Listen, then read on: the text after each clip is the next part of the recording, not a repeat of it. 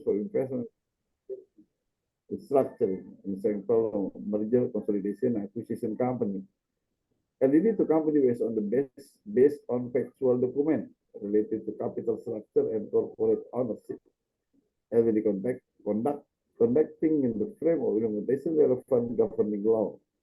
And in this case, is the Republic Indonesia law and others interpreted according to the other state jurisdiction.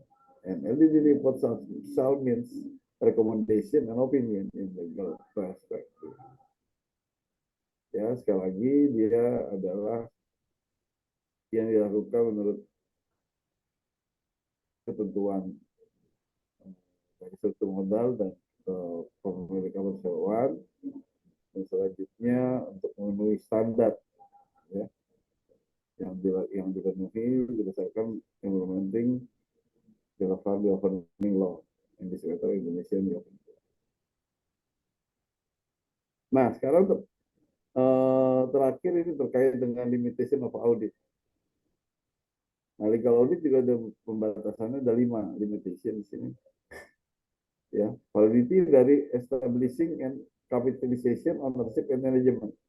Jadi ketika perusahaan akan akuisisi, kita melakukan merge ataupun melakukan exploit action, mitra bisnisnya paling tidak mengetahui validitas dari pendirian, pemodalan, kepemilikan dan manajemennya.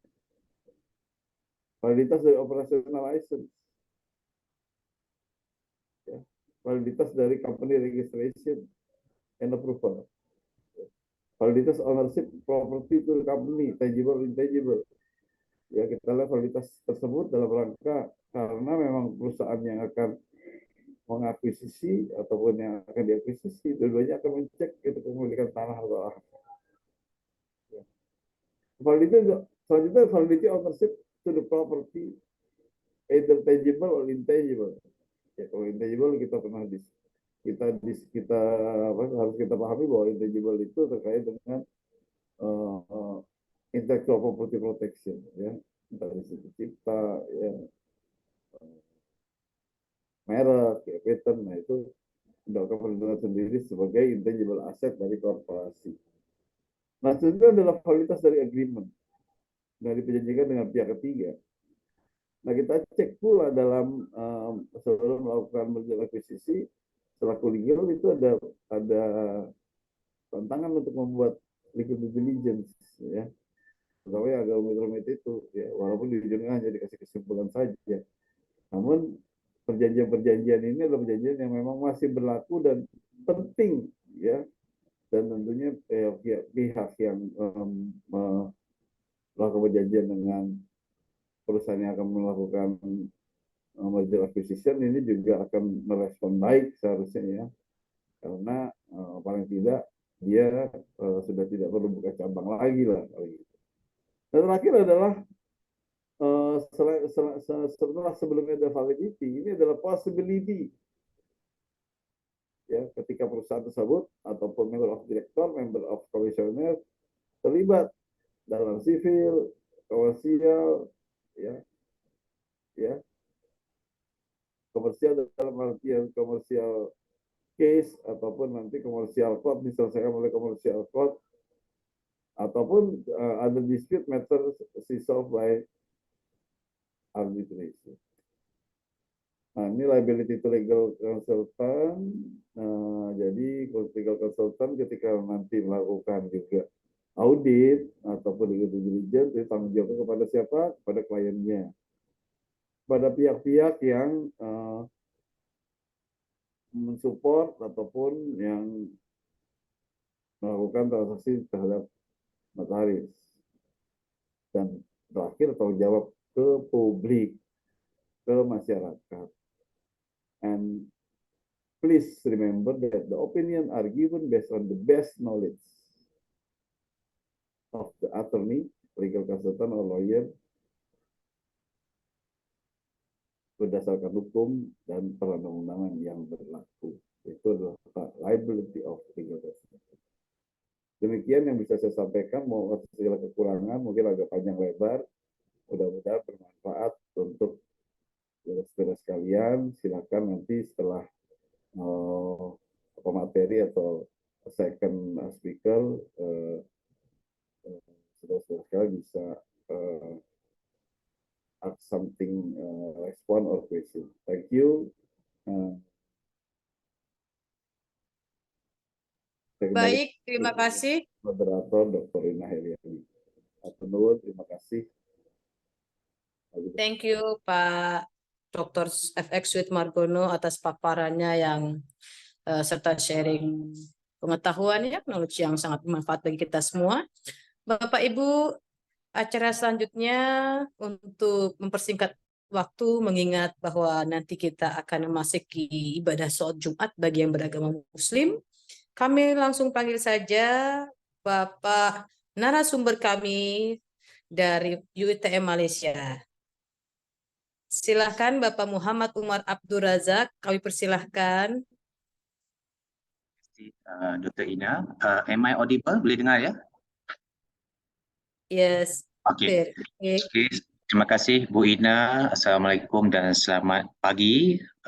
Yang dihormati Bapak Dekan Dr. Soyod Margono, Pak Gumilang, moderate host pada pagi ini, para dosen, para mahasiswa Universitas MPU Tan Tular, mahasiswa UiTM dan para hadirin yang saya hormati sekalian. Terima kasih di atas jemputan daripada Action Lecture Series yang diterajui oleh Bapak Reza. Semoga segera sembuh.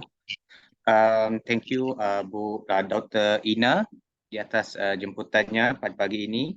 So allow me to share Malaysian experience in merger and acquisition.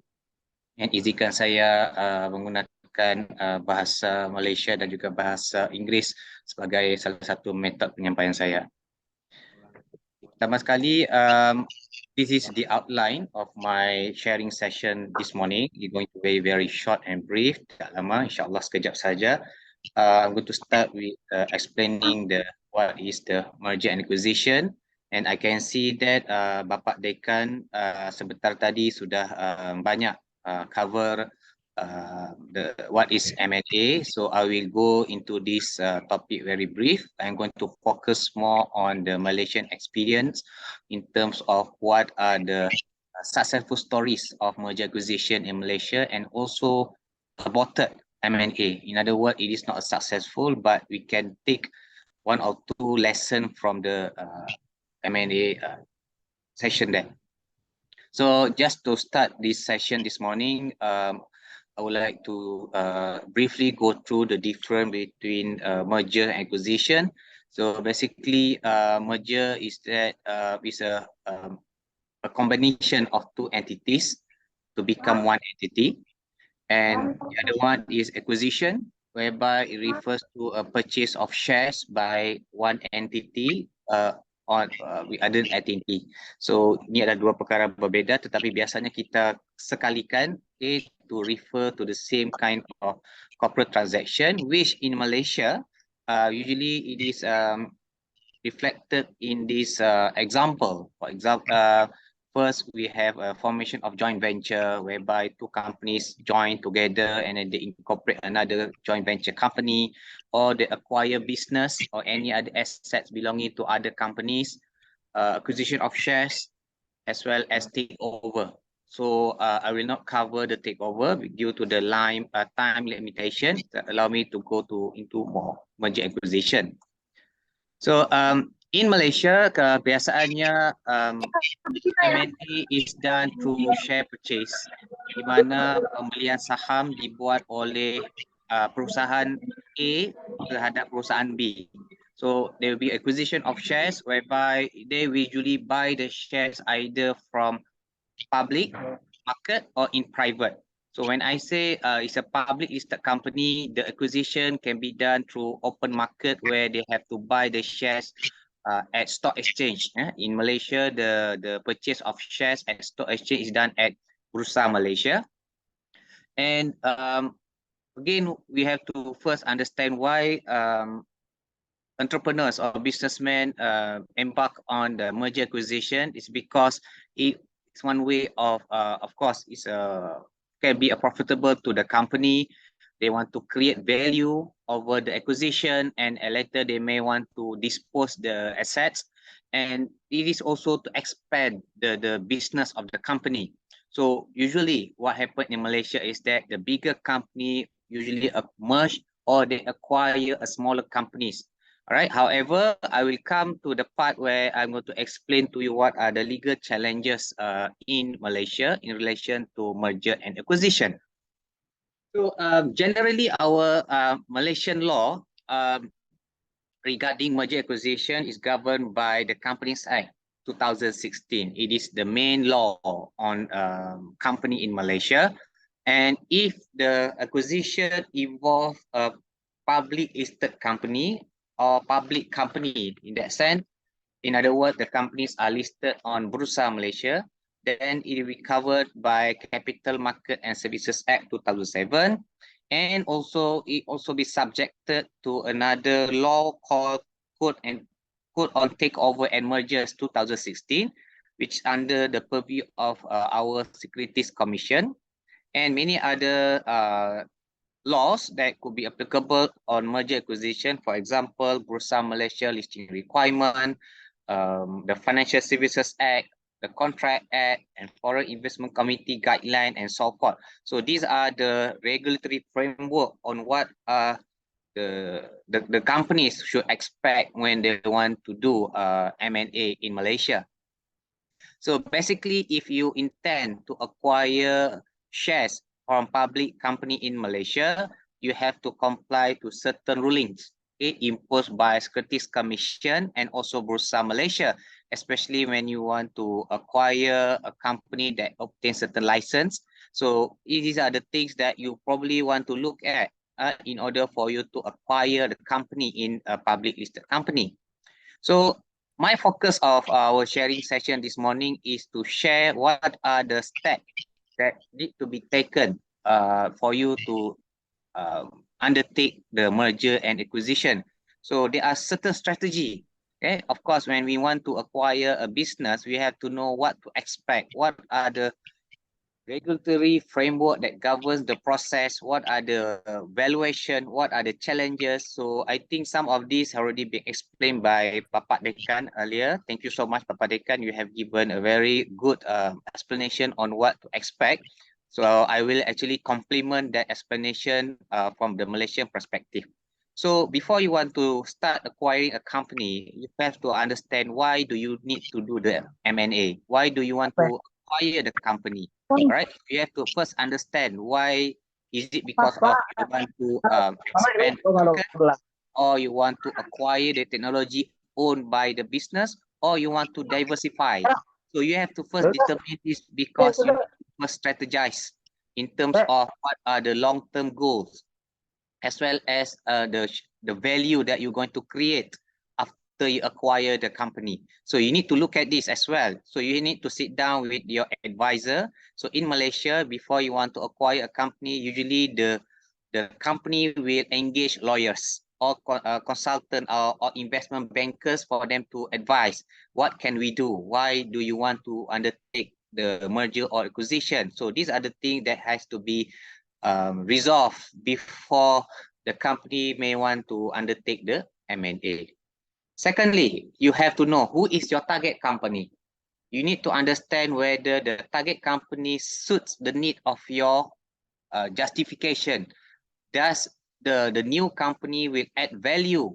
Does the new company that you wish to acquire has the acquired or maybe has certain shares in the market shares, as well as how do they grow? You need to consider all of this, because you just do not simply acquire the target company without considering all these factors. Okay, and one more thing that I would like to highlight is the cultural factor. You have to understand that if you are a foreign company, especially if you are from China, from Tiongkok, or maybe from other country, from the US. So if you want to acquire a Malaysian company, you have to understand whether the acquisition could be something that very sensitive to the local, especially when you are owning shares in the strategic company.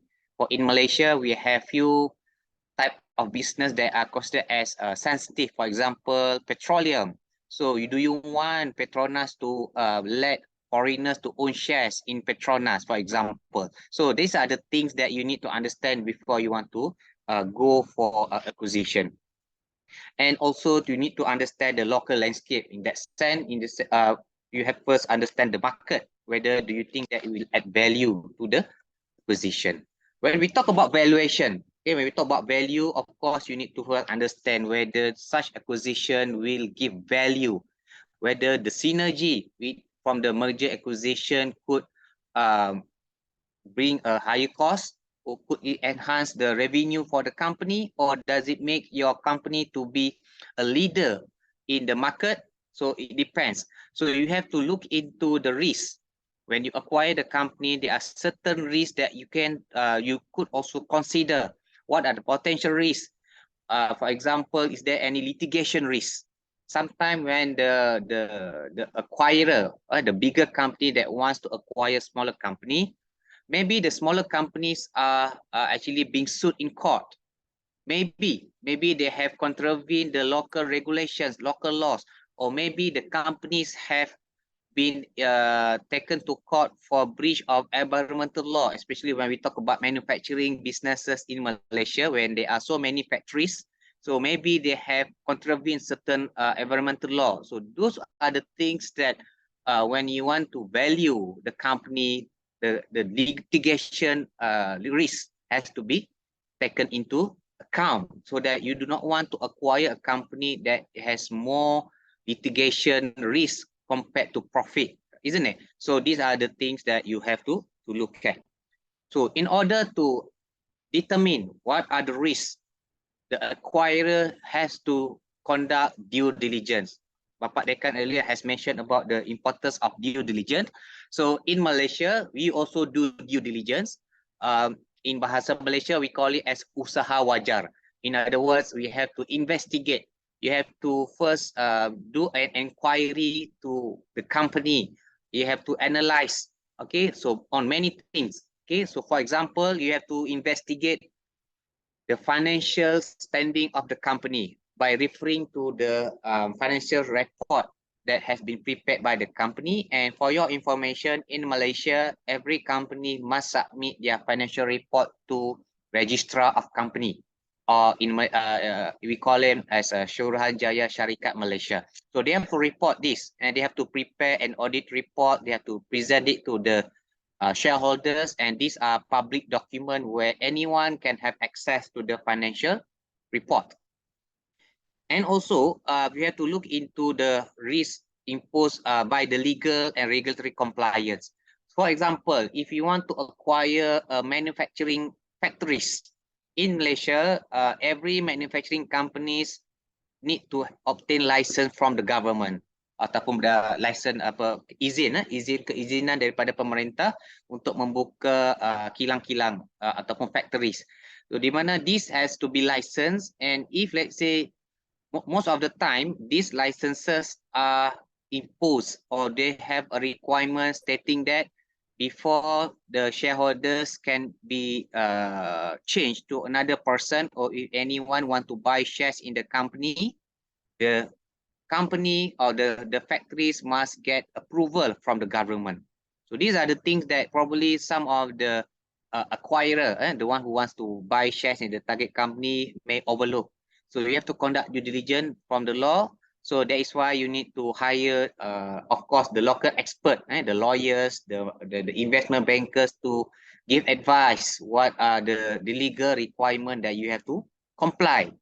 And last but not least, on due diligence, when you conduct due diligence, you need to look at red flag. Identify the possible red flag. So red flag here refers to any potential risk that the company may face if, let's say, you want to buy shares in the company. Example like reputation, market reputation. Recently, one of the airlines in Malaysia, if you maybe read some of our newspaper, there's one airline company called My Airline, not Malaysia Airline. It's a My Airline. It's a new airline company. They just simply stopped operation last week. People already went to this airport atau bandara to take their flights, but when they came to the flight at 6 o'clock in the morning, they were told that the flight will not be operating. That means there's no flight that day, and until today, there's no airplane left the airports. Because why? It appears that there was an issue with the investor. They are looking for investor to pump in money into the company, but there was a last minute cancellation of the deal, and they cannot operate on the very next day. So these are the red flags actually that can be identified if you conduct due diligence carefully. Okay, for example, if let's say you have to investigate further, so these are the things that you should be able to look at or identify when you conduct the due diligence. Having done the due diligence, now is the step when at the time when you need to finalize the M&A deal. So when you have done the due diligence, the lawyers will discuss with the lawyer of the target company to negotiate what are the deal, how much do you want to give value to your shares, what are the payment methods. So usually after the parties have agreed to this transaction, there will be a letter called letter of intent to express the intention of the acquirer to buy shares in the target company. So when you have done this letter, then we can say that the process has already started. And of course, this process to finalize the merger acquisition of a company are subjected to certain approval by the government. Or maybe there's a shareholders. Okay, maybe in the constitution of the company, there must be approval by the company shareholders to approve the deal. Otherwise, the deal cannot go through. And if you look at from other legal perspective, okay, apart from looking into legal complications, you have to look also in the issues such as competition law. Okay, in Malaysia, we have a Competition Act 2010, whereby if the corporate exercise could lead to an anti-competitive behavior, or it appears that the corporate transaction is a monopoly, then the government can stop the transaction from going through. Another thing that have you to consider when you conduct the merger acquisition is the intellectual property. I believe most of us here are familiar with the concept of intellectual property, whereby if you acquire certain assets, who owns the asset? Is it the acquirer or the target company can retain the IP rights? So it's one of the things that the parties must first settle or resolve during the negotiation. And employment, I also heard what Bapak Dekan mentioned earlier about the employment issues. So when the company has been acquired, there are always issues such as redundancy. Redundancy is a legal employment law term whereby when there is a redundancy, the company has the right to sack or to retrench or to remove the employee. In other words, dibuang pekerjaan. So these are the possible issues whereby if it's not being handled carefully, the deal might not go through.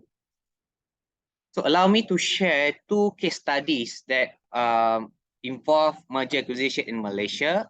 One is the just concluded a successful merger between Celcom and DG. So these are the telecommunication companies in Malaysia. There were two separate companies, Celcom and another one is DG. And the other story that I would like to share with you is the failed or aborted merger acquisition corporate exercise between two banks called RHP Bank and M-Bank Berhad. So the first one is the successful merger acquisition between Celcom and DG. So Celcom and DG, they were two separate telco companies. Celcom was owned by Celcom Axiata. So Celcom Axiata also has certain shares in many of the ASEAN market like in Indonesia, Singapore, Cambodia, Thailand. They have their own subsidiary, and Celcom is one of the subsidiary that they have in Malaysia. And DG is owned by a Swedish company called Telenor. So these are the timeline that have transpired between about the process. So the process to start this merger happened since 2021, where they have announced to the Malaysian public about their plan to merge.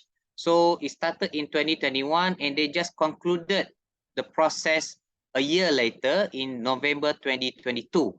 So effectively, the company has been renamed as a Celcom DG.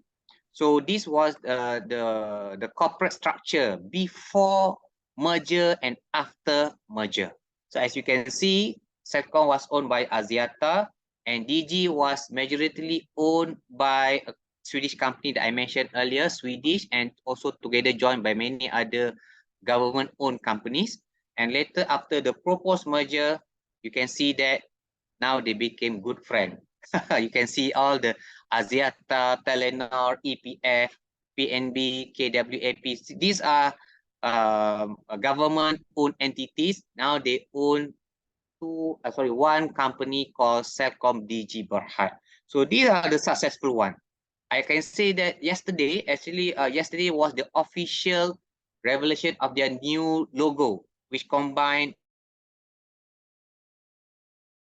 One of the challenges that they face during this process is of course, a civil court action, and there was an injunction by one of the parties to the proposed merger acquisition, whereby one of the shareholders applied to court to stop the merger from taking place.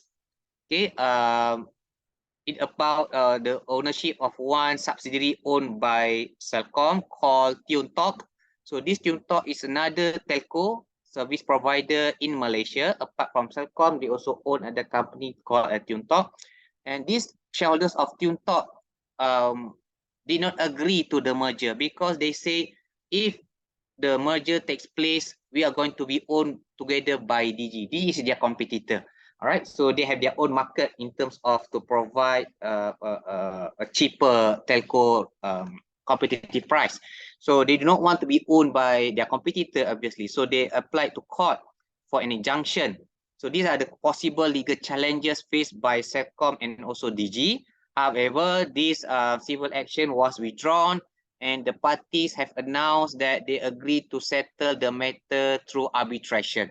So, of course, as an arbitration process is a private legal process, we are not sure what are the arrangement between Celcom and also TuneTalk, but to our understanding, the matter has been resolved and the deal has gone through, and that's why I say that it was a successful. I'm sure there was some other arrangement, perjanjian di antara Celcom dan juga TuneTalk, bagaimana mereka mahu menggantikan sebarang ganti rugi jikalau ada.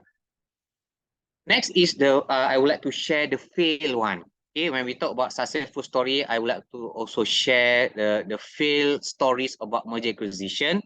So there was a plan to merge two small banks in Malaysia. There was RHB Bank and M Bank, also one of the bank in Malaysia. They are smaller compared to CIMB Bank or Maybank.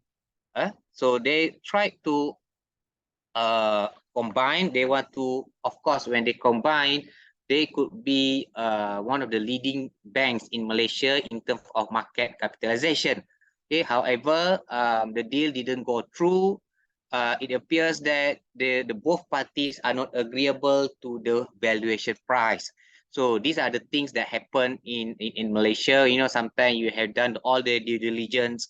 Okay, you have obtained all the approval. In fact, this merger acquisition has been approved by our central bank, Bank Negara Malaysia, which approved the merger's proposal. But then again, after they have conducted due diligence, there are so much of discussion ongoing. So up into 2017, they have declared to Bursa Malaysia or Kuala Lumpur Stock Exchange that they are not proceeding with the merger acquisition. And from my reading from newspaper reports, the aborted merger acquisition was due to the valuation issues, meaning that both parties, both RHB Bank and also the M Bank, did not agree. They are not happy with the valuation given by the parties. So to summarize my presentation this morning, I would like to conclude by saying that usually when we talk about merger acquisition in Malaysia, it involves the sale of purchase of process between the purchaser and buyer, and also the both parties must have a common understanding. Okay, they have to understand why they enter into the merger acquisition due diligence. They have to conduct, why they have to understand the object. Okay, why, what they want to achieve, and of course, last but not least, people like myself, people like Bapak Dekan, people, everyone here this morning, the docent, the company law students. Okay, they have to get a very good lawyers.